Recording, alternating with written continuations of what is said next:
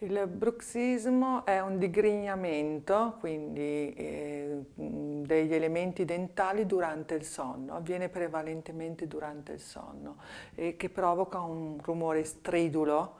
avvertito o dal partner o comunque che si avverte durante la notte, molto fastidioso. Una sorta di ricerca di un comfort muscolare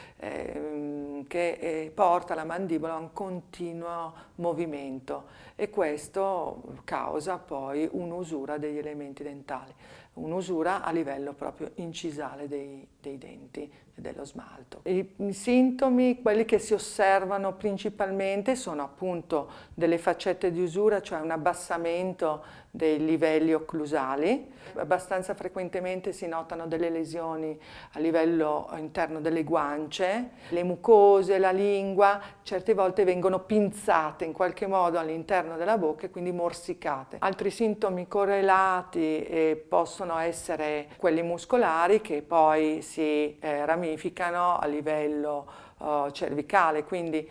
ci sono dolori emicrania, dolori all'orecchio, talvolta indotti anche da problemi di bruxismo. Le problematiche sono abbastanza evidenti, a parte l'usura delle superfici, quindi una perdita progressiva di smalto, a un'esposizione di una dentina che poi diventa addirittura bruna perché si forma una dentina secondaria di reazione, la formazione anche di carie all'interno della dentina e del dente che è consumato non ha più struttura e superficie di protezione. Problemi di masticazione sono frequenti, chiudendosi il morso cambia l'ampiezza delle arcate,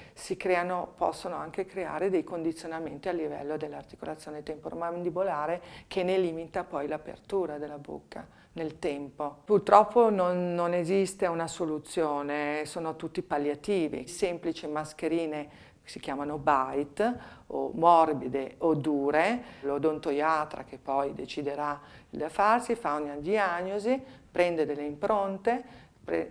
di precisione sulle basi delle quali viene studiato e pensato il giusto bite. È di moda acquistare dei bite da preformare, si acquistano in farmacia,